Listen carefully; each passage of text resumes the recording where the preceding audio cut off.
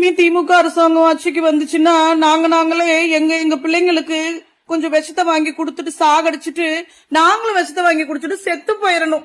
ஏன்னா திமுக ஆட்சியில பாதுகாப்பே இல்ல. எங்க அண்ணா ஆட்சி வந்தாதான் நாங்க பாதுகாப்பா இருக்க முடியும் அப்படின்னு ஒருத்தி பேசினான். அவளதான் எங்கன்னு காணான்னு தேடிட்டு இருக்கேன். ஏன்னா நேத்து இந்நேரம் திருச்சி கிழக்குல, அதாவது தூய சக்தி சிஎம் விஜய் அவர்கள் நின்னு ஜெயிச்சு ராஜினாமா பண்ண தொகுதி இருக்கு இல்லையா, எங்க தொகுதி.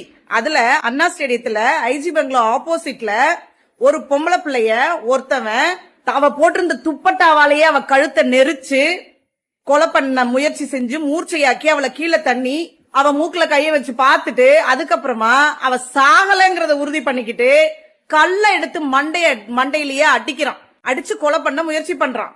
அதுக்கப்புறம் அங்க இருக்கிறவங்க எல்லாம் பார்த்து அவனுக்கு அந்த பொண்ணை வந்து காப்பாத்தி மருத்துவமனைக்கு அனுப்பி வச்சுட்டு இவனை போலீஸ்ல ஒப்படைக்கிறாங்க. சரியா? ஒரு 13 வயசு குழந்தை ஒரு பையன் சக நண்பர்களாலேயே கோயம்புத்தூர்ல கல்லாலையும் மது பாட்டிலாலையும் அடிச்சு கொலை பண்ணி குழி தோண்டி புதைச்சிட்டு வந்துடுறானுங்க. 7ஆம் கிளாஸ் 6ஆம் கிளாஸ் படிக்கிற பசங்க. காது கேட்காத வாய் பேச முடியாத ஒரு மாற்றுத்திறனாளி ஒரு பொம்பளை பிள்ளைக்கு பாலியல் சீண்டல், அது மருத்துவமனையில அனுமதிக்கப்பட்டிருக்கு.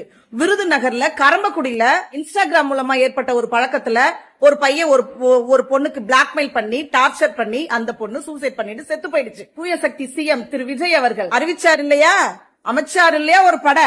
எங்க போனாங்க இந்த சிங்கப்படை பெண்கள், பாதுகாப்பு படை பெண்கள், சிங்க பெண்கள்? 2 நாளைக்குள்ள நடந்த சம்பவங்கள் இத்தனையும், இத்தனை உயிர்கள் போயிருக்கு, இத்தனை சம்பவங்கள் நடந்திருக்கு. இந்த ஆட்சிக்கு ஏற்றுட்ட ஒரு 8 நாளையில 30 கொலை நடந்திருக்கு. எண்ணற்ற வன்முறை சம்பவங்கள், பாலியல் சீண்டல்கள், கொடுமைகள். எங்க அந்த லேடியை தான் தேடிட்டு இருக்கிறேன்.